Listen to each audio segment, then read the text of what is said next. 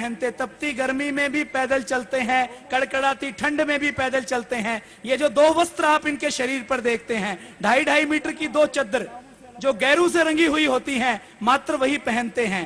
हरियाणा गोरक्षा संघ के अध्यक्ष हैं, आर्य समाज के अध्यक्ष हैं, लेकिन आर्य समाज का पानी भी नहीं पीते। ऐसे शिष्य, ऐसे गुरु के शिष्य पूज्य स्वामी जी महाराज और श्रद्धेय आचार्य बालकृष्ण जी महाराज हैं। और श्रद्धेय स्वामी जी महाराज भी दो वस्त्र पहनते हैं, जमीन पर सोते हैं, दो समय थोड़ा थोड़ा दूध या लौकी की सब्जी लेते हैं। एक बार जब अनशन की बात चलती थी तो हमने पूछा कि अनशन कैसे होता है, तो लोगों ने बताया कि अन्न नहीं खाया जाता।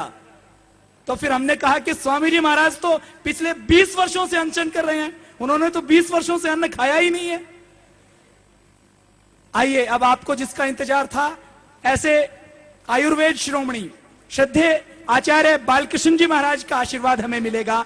पतंजलि योगपीठ का ये जो भव्य निर्माण आप देखते हैं, पतंजलि योगपीठ का ये जो सारा निर्माण है, ये मात्र 6 वर्ष में हुआ है। इसका भौतिक निर्माण, इसकी नींव, इसकी जड़ें तो बहुत गहरी है, आजादी से पुरानी है, लेकिन इस भौतिक निर्माण में श्रद्धेय आचार्य जी का कठोर तप और पुरुषार्थ हुआ है। ये जो अलग अलग एजेंसियां हमें प्रतिदिन नोटिस भेजती हैं और जिनका हम नोटिस नहीं लेते, उन सारी व्यवस्थाओं के पीछे दृढ़ता के साथ एक चट्टान की तरह, मजबूती की तरह श्रद्धेय आचार्य जी खड़े हैं। एक बार श्रद्धेय आचार्य जी का जोरदार करतल ध्वनि के साथ अभिनंदन, वंदन।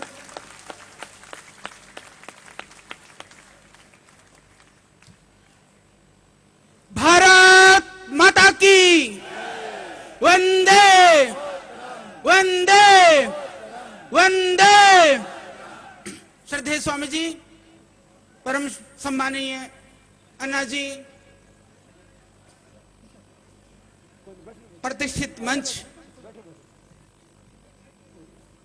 देश के विभिन्न प्रांतों से पधारे हुए भारत स्वाभिमान के स्वाभिमानी हमारे कार्यकर्ता, मीडिया के सभी बंधुओं और बहनों, किसी के स्वरूप को समझना हो तो आपको उसके अतीत को समझना होगा। आपने देखा, सुना आंदोलन के संदर्भ में, जिसके लिए यह अभियान किया जा रहा है उसके संदर्भ में, और कहीं आपको थोड़ा सा श्रद्धेय स्वामी जी के अतीत को समझने का कुछ झलकियां आपको मिली। जिस व्यक्ति ने अपने जीवन को पूरी पवित्रता के साथ, पूर्ण पारदर्शिता के साथ जिया हो, और जो अपने लिए नहीं अपितु देश के लिए जीता हो।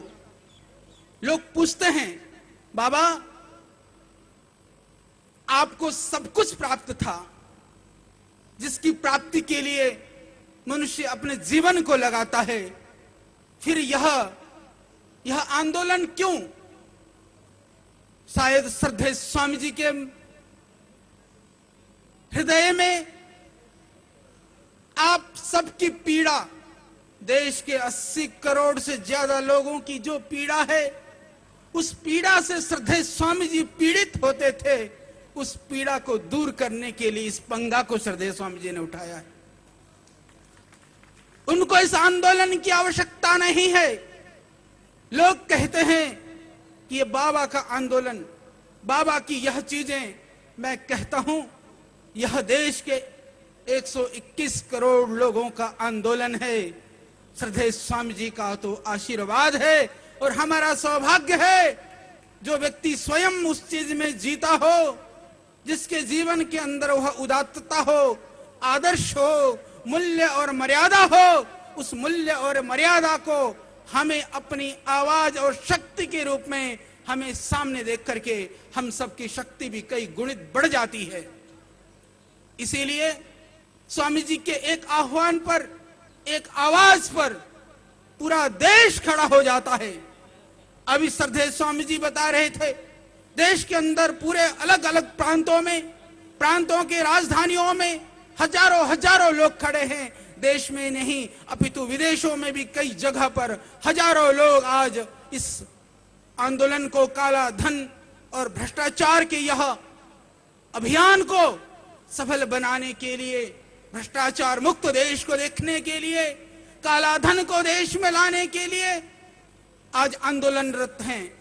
निश्चित रूप से कभी कभी बहुत बड़ी बात, बहुत बड़े उद्देश्य को बहुत छोटी छोटी बातों से उसको डाइवर्ट किया जाता है, उसको कभी कभी भटकाने का प्रयत्न किया जाता है। हमने सुना कुछ लोग कह रहे थे, दिन में बात आई, कुछ लोग कह रहे थे यह तो अनशन के नाम पर मजाक है। देश के करोड़ों लोग, देश के वह पुण्य आत्माएं जिन्होंने अपने प्राणों को, अपने संपूर्ण रक्त की एक एक बूंद को इस देश को समर्पित किया है या समर्पित करने का संकल्प लेकर के यहाँ आए हैं, उनको कहते हैं यह तो मजाक है। मैं एक बात कहता हूं, यदि यह मजाक है तो इस मजाक से ही इतने भयभीत क्यों हो? यदि यह मजाक है तो इस मजाक से इतने भयभीत क्यों हो? क्योंकि तुम फिर असलियत की सामना करने की तैयारी कर लो, क्योंकि शायद वह तुमसे नहीं झेलेगा, उसकी तैयारी कर लो। कभी अभी बात आ रही है, लोग कहते हैं कि बाबा को अन्ना की जरूरत है, कहीं अन्ना को बाबा की जरूरत है, इसलिए बाबा और अन्ना एक हो गए हैं, शायद ये अपने एक दूसरे के लिए एक हो गए हैं। मैं एक बात कहता हूं, बाबा और अन्ना तो एक एक मिलकर के 11 हो गए हैं। तुम सोच लेना अब तुम्हें किसकी जरूरत है। यह अभियान, यह आंदोलन इस बात पर यह कहीं ये डगमगाने वाला नहीं है कि कौन ऊपर है, कौन नीचे है, कौन आगे है, कौन पीछे है, कौन हारा या कौन जीता। इसकी बात क्यों नहीं करते हो कि देश कैसे बचेगा? देश को बचाने के लिए जिन मुद्दों को श्रद्धेय स्वामी जी ने उठाया है, जिन मुद्दों को माननीय अन्ना जी ने उठाया है, क्या वो देश के लिए आवश्यक है या नहीं है? आप बताइए, क्या यह मुद्दे देश की जरूरत नहीं है? यह आंदोलन आज देश की आवश्यकता नहीं है? आज हम कहीं सुरक्षित नहीं है, आज हमारे कहीं जीवन के लिए, रोजी रोटी के लिए कोई भविष्य नहीं है। आगे आने वाली पीढ़ियों के लिए हम कैसा देश दे करके जाना चाहते हैं?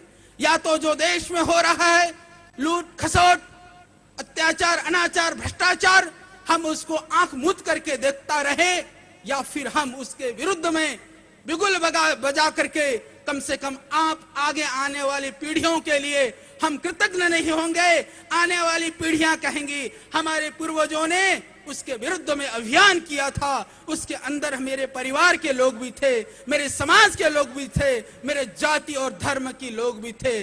इस इतिहास को, इस अतीत को हमें बना करके जाना है। इसीलिए यहाँ पर ये जितने भी लोग बैठे हैं, पूरे मीडिया के भाई यहाँ बैठे हैं, आप पीछे देखिए, जहां तक आपकी दृष्टि जाती है वहां से भी पीछे तक भाई हैं। कितनी भी गर्मी हुई, कितनी भी चिलमिलाती धूप में, यह बिल्कुल भी कोई उठ करके, कोई हिल करके नहीं दिया। मैं तो यहाँ तक कहता हूं कि यह इतने तपस्वी हैं कि सुबह से यह लघुशंका के लिए भी नहीं गए। तो इनकी तप की परीक्षा कोई नहीं ले सकता, क्योंकि इन्होंने अपने प्राणों को अपनी हथेली पर लेकर के राष्ट्र को बचाने को ठाना है। इसीलिए यह श्रद्धेय स्वामी जी के नेतृत्व में यहाँ एक आवाज पर पहुंचे हैं। ये कोई भाड़े की टट्टू नहीं है, ये वो लोग नहीं है जिनको खरीद करके लाया गया हो, ये वो लोग भी नहीं है, ये बिकने वाले भी नहीं है। इनके अंदर एक हिलोरे ले रहा है, राष्ट्रभक्ति की भावना जगी हुई है। इनका खून का कतरा कतरा देश को बदलने के लिए खौल रहा है। ये मचल रहे हैं, अपनी मचलाहट को दूर करने के लिए यहाँ पर इकट्ठे हुए हैं। मैं वंदन करता हूँ आप सबको, नमन करता हूँ। चिंता करने की कोई बात नहीं है। जो रास्ता बदल करके चलते हैं, उस रास्ते को रोकने वाले हजारों लोग होते हैं। अभी बात चल रही थी, कई बार मीडिया के भाई हमसे पूछते हैं कि आप लोगों के खिलाफ तो बहुत जांचें चल रही हैं। मैं एक बात कहता हूं कि वह पिछले 4 जून के बाद हमारे बहन राजवाला ने शहादत दी, बहुत सारे मेरे भाई बहन चोटिल हुए, बहुत सारे लोग। हमने सोचा था, हमसे एक गलती हुई थी। वह गलती यह थी, हमने सोचा था कि ये हमारे भाई बहन हैं, विचारों में भिन्नता है, राष्ट्र के लिए इनकी भावनाएं गलत हैं, पर ये इतने क्रूर और कुत्सित नहीं हो सकते हैं। हमने ऐसा सोचने की भूल की, वही हमारी एक गलती थी। पर अब हम उससे भी जागृत हो चुके हैं, उससे भी चेत चुके हैं, अब वो भूल भी नहीं करने वाले हैं। तो 4 जून की ऐसी कौन सी बात थी, उसके बाद में पतंजलि योगपीठ ने, आचार्य बालकृष्ण और स्वामी रामदेव ने कौन सी गलती करी थी, जिसके लिए आज 60 से ज्यादा नोटिस मेरे पास हैं। और वह सरकार की जितने भी इंटेलिजेंस डिपार्टमेंट हैं, जितने भी जांच एजेंसियां हैं, जितने भी डिपार्टमेंट हैं, ये तो मैं अभी आगे एक पूरी पुस्तक लिखने वाला हूं कि आजाद भारत में नहीं, जब अंग्रेजों का शासन था भारत में, या किसी देश और दुनिया के अंदर किसी संस्था के ऊपर, किसी व्यक्ति के ऊपर इतने नोटिस इतने कम समय पे कभी किसी को न तो दिया गया होगा, न कभी किसी को मिला होगा, न कभी मिलेगा। यदि इन चीजों को भी किसी ने सहा है तो वो बाबा रामदेव है। अरे जो व्यक्ति देश के लिए जीता हो, एक एक पल देश के लोगों के लिए लगाता हो, मैं एक बात कहना चाहता हूं आज इस आंदोलन में यहां खड़ा होकर के, पतंजलि योगपीठ को बनाने के लिए हमने अपने तन मन धन और पूरी जवानी को लगा दिया है। यदि सरकार चाहती है पतंजलि योगपीठ, उसकी आवश्यकता है, तो श्रद्धेय स्वामी जी और हम आज ही यहीं से सहर्ष देने को तैयार हैं। उस पतंजलि योगपीठ को संभाल लें। हमें पतंजलि योगपीठ की जरूरत नहीं है, हमें जरूरत है देश के 80 करोड़ लोग जो गरीबी, बेरोजगारी और भूख में सोते हैं, जिनको भरपेट भोजन नहीं मिलता है, बदले में उनको भरपेट भोजन दे दें। हमारा जीवन तो उसी के लिए है, इसीलिए हम जी रहे हैं।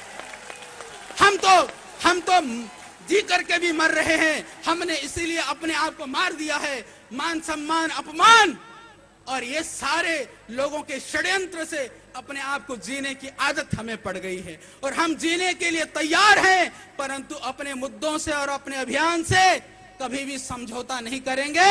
मर जाएंगे, अगले जन्म में भी पैदा होकर के फिर वही काम करेंगे। इससे आगे कुछ नहीं हो सकता है।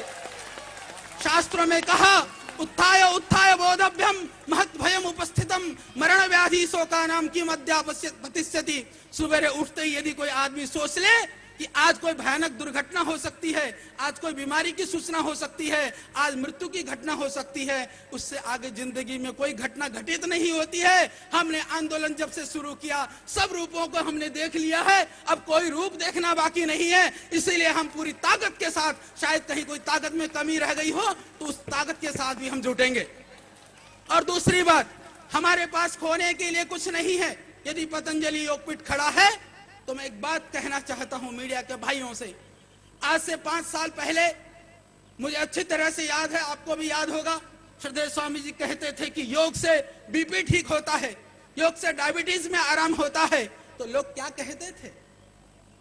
लोगों ने इसको सिद्ध करने का प्रयत्न नहीं किया, सरकार ने कोई रिसर्च नहीं किया, उल्टा यह प्रचारित किया गया कि ये बाबा के लोग हैं, ये भाड़े के टट्टू हैं, इनको पैसा दे करके खड़ा किया जाता है और ये जा करके बोलते हैं कि इससे बीपी ठीक होता है।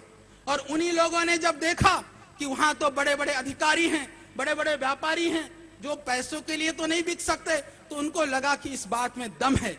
उसके बाद में भी विविध तरह के प्रश्न और शंकाएं किया गया। और आपकी जानकारी के लिए बता दूं, भारत के संविधान के अंदर है कि बीपी और डायबिटीज, इस तरह के बहुत सारे जो रोग हैं वो मेंटेन करने वाले डिजीज हैं, वो ठीक नहीं हो सकते हैं, वो लाइफस्टाइल से जनित डिजीज है। पर हमने उन बीमारियों को भी ठीक किया। उसको ठीक करने के बाद में इस देश का दुर्भाग्य है कि उन लोगों ने उसके ऊपर रिसर्च करने की जगह पर बाबा को बदनाम करने का प्रयत्न किया गया और ऐसे षड्यंत्र किए गए। बोले बाबा की तो जो है वो आंत की अतड़ियां उलझ गई, बाबा की तो बाईपास हो गया। क्षमा करना, आपके कई मीडिया में भी चला, तो ये सारी बातें प्रचारित की गई, पर उसका उत्तर भी